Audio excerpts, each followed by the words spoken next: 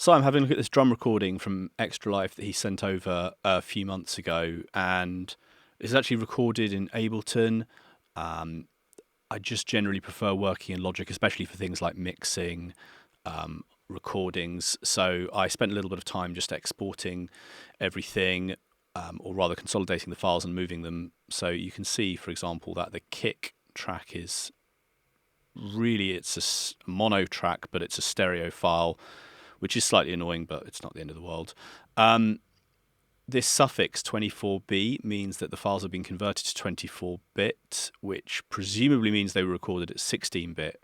It's not generally advisable. If you can record at a higher bit depth, that's always better, especially for things like drum recordings where headroom is really important. But anyway, I've pulled the files in. I've actually kind of already mixed them and just disabled everything. So I'm just going to have a quick listen through to from the verse. And whilst I've kind of leveled things on the mixer, the levels might not sound exactly how they're going to sound at the end. So this is the recording itself. We've got a kick drum.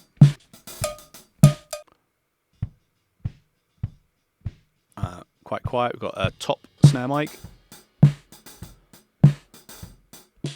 a bottom snare mic, and that's all sounding kind of as expected. The bottom snare mic is picking up the rattle. The top snare mic is kind of picking up the thwack.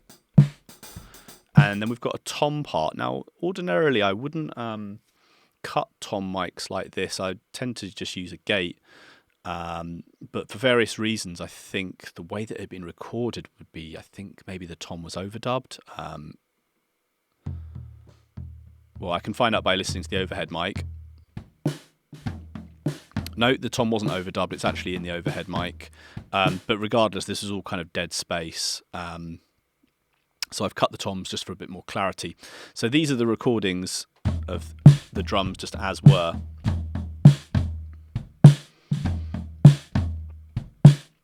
And it seemed to me, I couldn't tell from the original file, but the crash seemed overdubbed. So you can hear... There it is. Maybe that's been sampled because you can hear some kick drum in there. And then there's a few percussion tracks as well, which I'll come to in due course. So we're at 100 BPM. It's kind of a, I mean, I wouldn't go so far to say it's like a disco beat, but it definitely does have a 4-to-the-4 kick during the verse and chorus. So let's listen through to the kick and have a look at see what I did there. So you can hear there's obviously snare bleeding through, but there's virtually nothing you can do about that. And I don't have a big problem with that anyway. So the first thing I've done is I've actually gated this. And there's not going to be a huge difference in sound. You can hear a little bit less of the snare rattle coming through.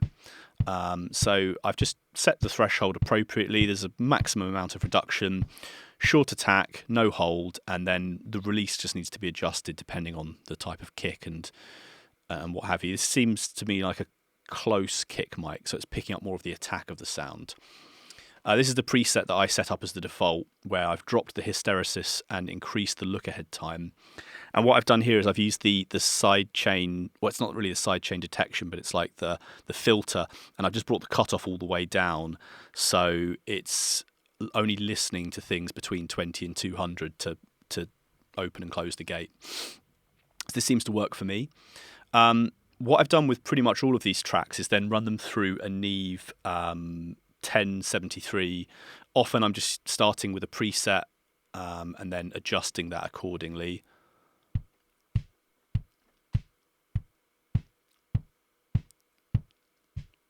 So it's quite subtle, but it's giving it a little bit more thwack. What's going on? So we've got a bit of a dip at 360 and a little bit of a boost at 220.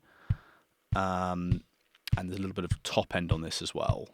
It's not going to add a massive amount in isolation, but across the whole mix, it'll add a bit of coloration. And then I kind of imagined like a typical signal path. So once it's been gated and gone through the preamp, we might compress it, and just to get that real consistency of level, I've used a 1176. Not a huge amount of compression going on. There's only kind of like 2-ish dB, and if you wanted more, you could either increase the ratio, which I might well do as I kind of put this mix together.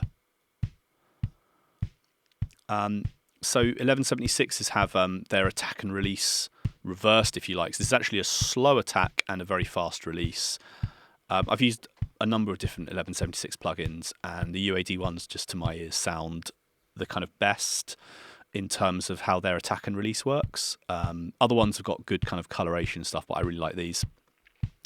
And then after coming through a need for coloration, I'm then using some SSL style mixing, courtesy of the Slate virtual mix rack. So it comes into a virtual channel which is set to an SSL E series, and I've unlinked the input and output, and I've just cranked the drive up a little bit. Then it's going to an SSL EQ. This has got a boost at about 49 hertz, and I think a bit of a boost at 2.8k, and then some compression and some more gating. The second gate is not doing a huge amount. In fact, if I back off on the gate's threshold, we get a little bit more bottom end, and it's about an LED's worth of compression. Now, if you wanted to get more bottom end out of this, the two options I would go for as a plugin. That I actually ended up using, I think I ended up using the latter. First is Waves Low Air, which is adding some really kind of beefy bottom end to this. I find the controls of this not particularly intuitive, but you can generally get a sound quite quickly. And the other one is the Voice of God, another UAD plugin, a bit more subtle on this occasion. I think that's what I left on in the mix. And then everything's running into some Studer. You can see I found a little kick drum preset there, and I've just backed off on the input. So this is a 24-track tape emulation. And just to get even more level out of this, I've run it into an Oxford inflator. And just on listening back now, I'm going to back off on the input slightly. Not a huge amount of... I guess it's kind of a limiter, but it's kind of weird. I'm not really sure how to describe it exactly, but it's like a limiter, and that's just giving a bit more consistency across the kick. So without anything, kick's a little bit meek, and then with everything in, there we go. The next thing I've done is actually created a test oscillator, which sounds a bit like that. I've tuned it to 47, which is kind of where I heard the kick resonating. I generally start at about 43 and then just sort of sweep up and down until it sounds good. If you don't have a test oscillator, you can just use Operator and Ableton or whatever. And that is then gated to our close kick mic. With this, you can go for a softer attack and longer release to get a bit more bottom end through. On its own, that sounds like this. Very soft, very subtle, and then a bit more Studer, which is just saturating it ever so slightly. So together, and without the sub mic.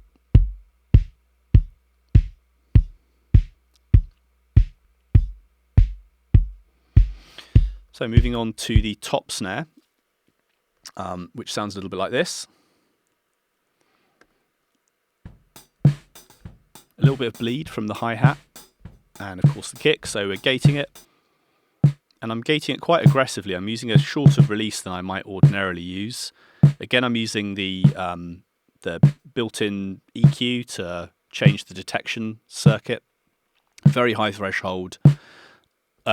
1 millisecond attack, which is still incredibly short, but sometimes I found with snares, if you go for a 0 millisecond attack, you can get some artifacts and clicks, but 1 millisecond is fine, it's still incredibly short. And then, yeah, shorter release than I would normally go for, but it's a kind of disco-y sound, so I want to keep it quite tight.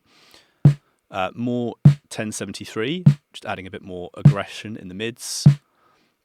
More SSL style mixing. I've backed off on the 16k band ever so slightly, and it looks like I've done a dip at around, a boost at around 200, and a slight dip at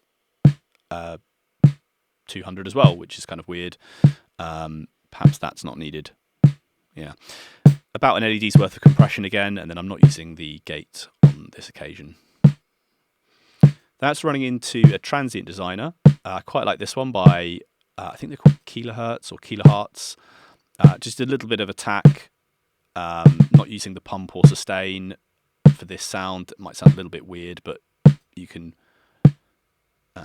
There is a soft clipper or in here, which sounds is quite useful. But when I had it enabled earlier, it didn't quite sound right to me. So that's also running into some Studer. Now that's giving it quite a honk. So I'm going to back off on the input. And let's try 7.5 inches. Bit of a darker sound. Let's try 30. Yeah, 30 sounding good, whereas... Yeah, 30 sounds good to me. So that's capturing the attack of the snare quite nicely. The underside of the snare, I've used another gate, and this gate, rather than... What I'll typically do is sidechain it to the top mic. You don't need to do that, but you know, sometimes it kind of works out nicely. This has got a longer release than the other microphone, so without it, little bit of kick drum coming through, much less hi-hat. There we go. It's still quite short, so we could lengthen the release a bit. Some UAD. This is making the sound quite brittle, but I'm not a big fan of underside snare mics. I do use them, but I typically EQ them quite aggressively just to get what I want out of them. And then a little bit of SSL and some tape. And then we'll move to the bridge section to listen to the tom mic. Here's what it sounds like on its own. I've panned it a little bit to one side just to mimic where the floor tom would be from an audience perspective. Some people mix from a drummer's perspective, but I'm not one of those people. There's some very light gating on here. You can see the gate virtually never closes, and I'm only using 15 dB of reduction, so it's just more like an attenuation or what you might call an expander. I've actually taken this preset and boosted the input gain a little bit, and I think I've dipped... what have we got going on here? We've got a little bit of a dip at 4.8. It's still got a bit of a honk to it, so on the SSL I've actually shaped it a little bit more. We've got some gating and compression here, and we've got a boost at 6.5, a little bit of a boost at 7.5, a dip at around 560, and then I've left the blue band. This actually looks like a preset that's been tweaked. That little asterisk means it's been tweaked. Bit of a high pass at 40. Just to get a bit more out of it, I've used one of my favourite compressors, this Kramer Pi by Waves. Quite like getting the attack out of the toms. There's some Clariphonic by Cush Audio. I really love their plugins. I just don't use them tons and tons, but this is really great. It's kind of an EQ. And then there's a little bit of honk at 90, and I just wanted to push 160 a bit more and dip out some of that 4000.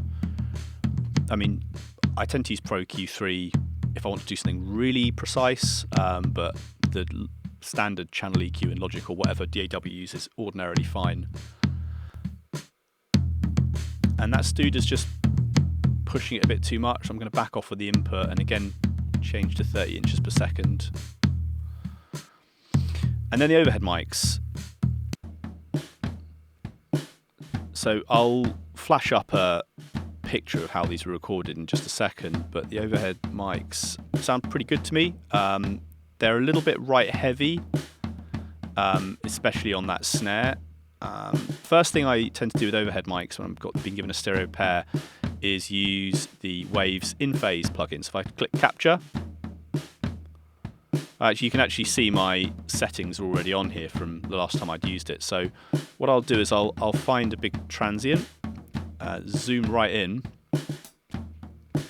on that. Let's just try and get the... And you can see that the right channel is slightly earlier. So what I'll do with the left channel is just line up on the zero crossing, or you can zoom in a little bit if you need some help. And then I'll delay. I'm going to delay this channel so that it just lines up with it. So it's actually only, what's that? Is that 30 milliseconds or point? Yeah, it must be 30 milliseconds. It's not a huge difference in sound.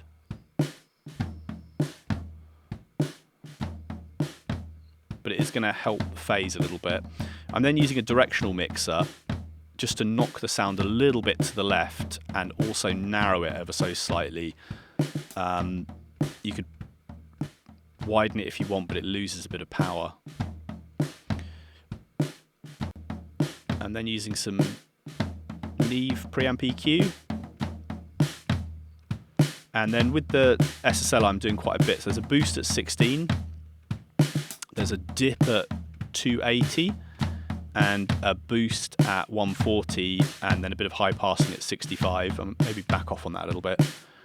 I quite like a bottom end in overhead mics. I think it sounds quite good.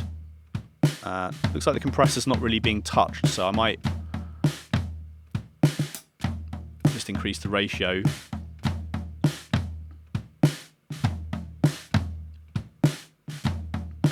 And then using a bit of Pro Q3. I don't normally use the dynamic EQ section, but it's just get rid of some of that. A bit of a boost there and a bit of a dip there. Nothing crazy. Just to brighten it a bit, I'm using some gem dopamine. There's loads of options you can do here. There's Electra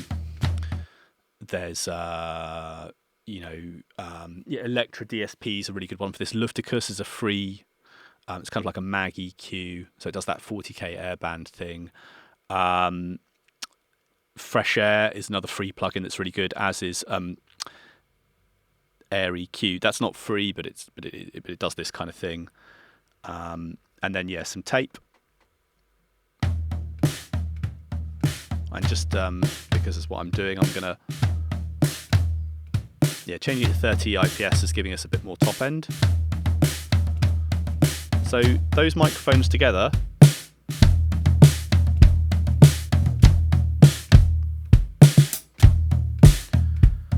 just listening to this now, I'm gonna just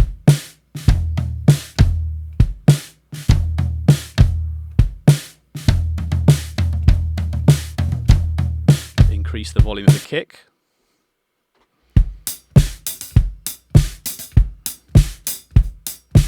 That sounds kind of good.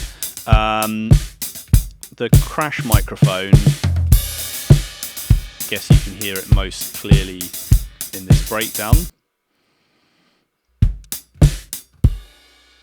I haven't done anything too crazy. I've used the same Neve 1073 as the overhead mic. I think I probably just pulled that directly across the overhead because I want them to sound like they're from the same source. The only difference is I've added a Logic EQ and just dipped some of that 115 and low shelf just to give it a bit less bottom. And I'm going to bring the volume down to that. It's a little bit pokey. So I'm going to have a quick look at the percussion. Now, percussion's weirdly quite tricky to record, I always find, particularly things like cowbells and agogo bells. So with the cowbell, this is what I was given. It sounds quite dull. We can see the fundamental is around about 600 or something. I find it can quite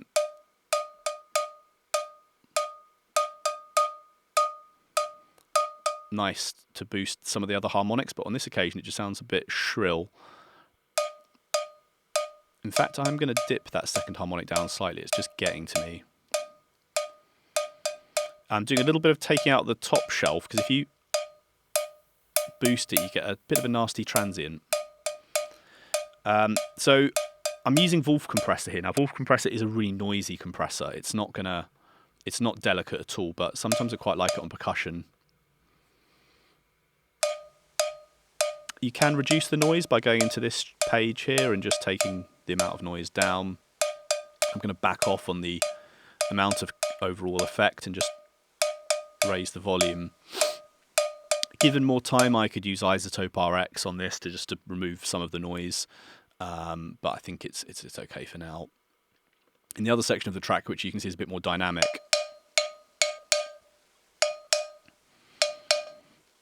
now we've got this Agogo Bell as well. Very, very high-pitched sound. What I decided to do with this was use Rough Rider by Audio Damage. Now this is just, I think it's the default preset, which is called Drum Bus Squishier, and I absolutely love it. Now I have downloaded a later version of Rough Rider, and even when I've tried to kind of match the settings, did I save this? I don't think I did. I did try and match these settings, so I tried to get the same amount of sensitivity, makeup gain, attack, release, and ratio. I found Rough Rider 3 just doesn't quite sound as good as Rough Rider 1, so I tend to prefer using that. I hope they never discontinue it, or it stops working with later versions of OS, because I really do like it. That's going into an EQ, and again, some quite aggressive high passing here. And a little bit of a dip at the top. And then I'm running it into Sketch Cassette, which is kind of a plugin that makes things sound rubbish. But I quite like tape kind of emulations, particularly on percussion and stuff like this. It's just a preset called Magic Button, and you know, if you wanted to, you can add things like hiss in there and all sorts of flutter, but I don't really want any of that. So it's not a huge difference, but together with the Cowbell, it's sounding good. And during the verse, there's some Tambourine. So first thing with any Tambourine is notch out the horrible frequencies, because they might not sound like much on their own, but if I take these off, you can suddenly hear these three quite clear sine waves that are really quite piercing. So with this first one, I'm just kind of, I want to try and back them off until you can hear the tone there, but it's not getting in the way. Now, of course, there's loads of amazing, you know, drum and breakbeat records with tambourines like Think and Hot Pants that have got these frequencies in there. But I just find with analog recordings, quite often those frequencies aren't quite as shrill as digital ones. So yeah, I'm just using that EQ to notch some of those out, and I love sticking bit crushers on tambourines. In fact, I've got a preset called Tambourine. A little bit of drive. I'm keeping the resolution at 24-bit, but I'm just changing the down sample to you know, half the sample rate. So even though I'm at 48, I think this is probably recorded at 44.1, so it's like 22.5. And it obviously it affects the top end a little bit when you use bit crushers. You can see it's actually adding in more of those frequencies. I don't really mind that. Just using a low cut to just dip them slightly, but it just makes the whole thing feel rougher and a bit more vintage. And the other thing I'm doing with this is using a Logic Fat Effects, and all I'm doing with it is just a very bit of light LFO modulation on the volume, so it's running at a quarter note if I make it more drastic. So this is kind of emulating what plugins like Kickstart do, or what in Ableton I would use the auto pan to do, and that just helps the tambourine sit in the mix, helps the groove more than anything else. So that's nearly everything. Everything is running into this drum bus, and I've got some compression on there. I didn't want to go too crazy with the drum bus compression because I'm doing a lot of what I might do on the drum bus on the master in this as well. I'm using this compressor by Cornif Audio, I think they're called the Pawn Shop compressor. It's a modification of this drum bus. I've just I think I've just changed the attack and release, so a kind of shorter release and longer attack. And then I'm just using a teeny bit of soothe. There's hardly anything going on, but this just helps control some of the metal. If I click on the delta, you can hear very little is actually being attenuated, but in some sections, if I increase this all the way, you get a really horrible harsh sound, but just somewhere around about here is good. And yeah, if there was a whole mix going on, then we'd have to kind of make more considerations about what else we're doing. I've got 2 reverb plugins here. The first is just to emulate a kind of room sound. It's not a particularly roomy recording. I don't think you'd want a massively roomy recording. I think everything's being sent to this except the sub kick, and this is the UAD Ocean Way Studio. And what I like about this is I'm kind of using it more as a remic rather than a reverb. If I mute out the slightly further back microphone. So this is a pair of C12s facing the kit at about 4 feet. If I just take the plugin off, so there's the completely direct sound. I'll just turn the volume up of this while we're listening to it.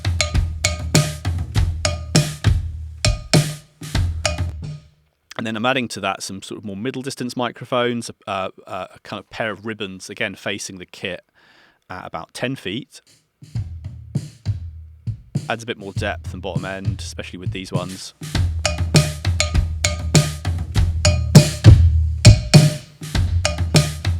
And then lastly, at about 15 feet, I'm adding a pair of 67s facing outwards. So all those sounds together give us quite a nice room sound. I'm shaving off the very low and very tops. Let's put that back to 0. So without the mix, without the room sound, it sounds like this, which is absolutely fine. And then with the room sound,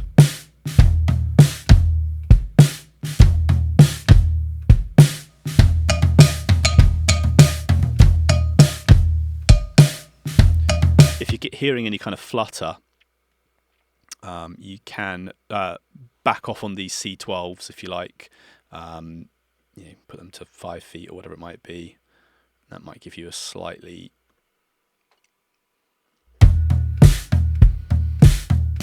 The other reverb I'm using is I'm just using a plate from Valhalla Vintage Verb. I love the Valhalla reverbs. There are other plate plugins available, like every DAW's got convolution reverb now that can do plates. I'm only sending the 2 snare mics, Crash and Cowbell and Agogo, to this. So let's just find, like in this last chorus where pretty much everything's playing.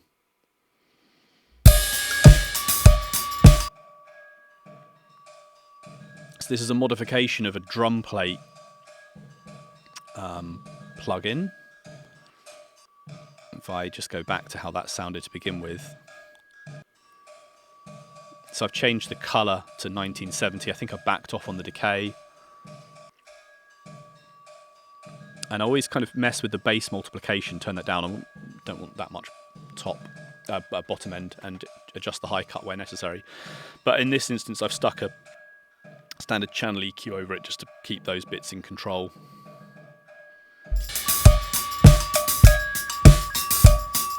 So that's nearly everything. On the master channel, I'm adding some more slate. The trimmer is just a glorified volume control.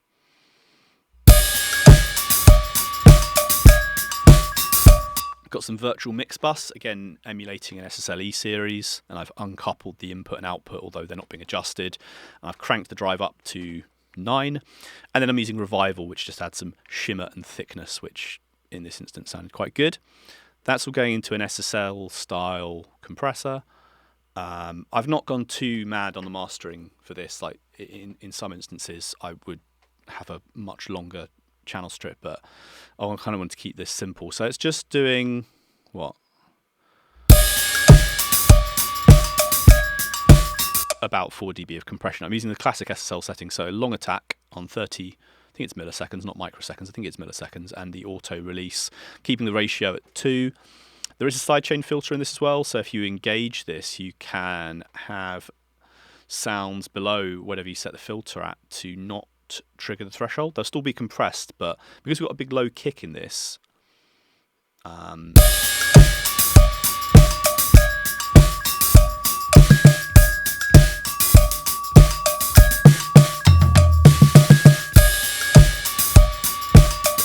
drums isn't hugely audible right now, but I sometimes use that, particularly if there's a sub kick in the mix, but it's very low in this.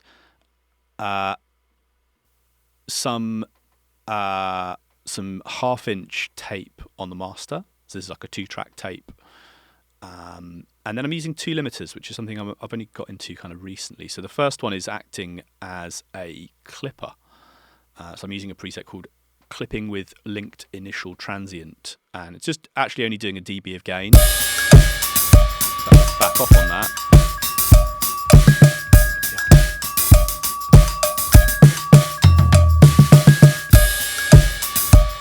So just to gain stage this a little bit, I might actually back off on the makeup gain and the output of the tape, just so it's not working as hard.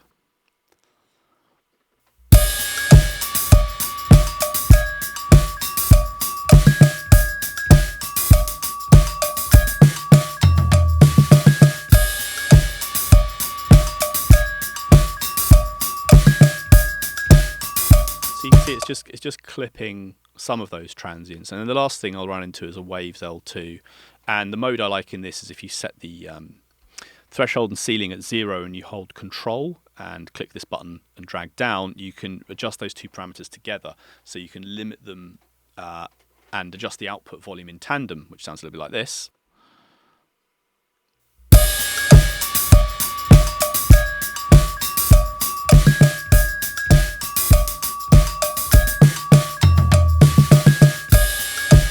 The theory there is you're essentially limiting the sound at the same time as reducing the volume, so you don't hear the volume increases net positive. So once you've got a sort of compression that works, I'll back off the output ceiling to just under 1. That's just under 0 rather.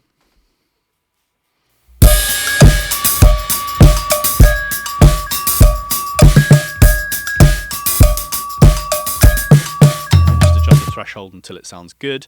And then you can kind of make some, subtle mix changes if necessary. But that's kind of how I would approach this. I think with any kind of like home recorded close mic drums, I think it's always about using kind of utility plugins to try and clean up the recordings as best you can, and then coloration and EQ to get the sound you want. Whenever there's like a pair of microphones on a source, like the snare or the overheads, I always kind of check for phase. Didn't really seem to be any phasing problems on the snares. Percussion is always a tricky one, so I try and color that as much as possible, unless you've got a nice kind of room sound to it. And then just adding a little bit of room and a little bit of artificial reverb where necessary, and trying to keep the sound as natural as possible. But yeah, before and after, if I turn all these plugins off. You can see, by the way, there's a little bit of noise coming through, almost certainly from the Ampex and the Studas. In a real kind of mix scenario, I would go through and reduce the noise on all of those. But let's just turn off all of these. Oh yeah, obviously we're hearing the sub come through, so let's make sure we don't turn off that. But I will turn off the channel for that. So here's the original mix,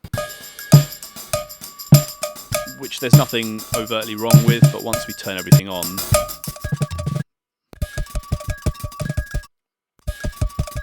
a little bit of kind of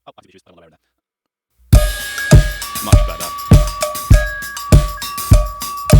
So that's how I would approach that.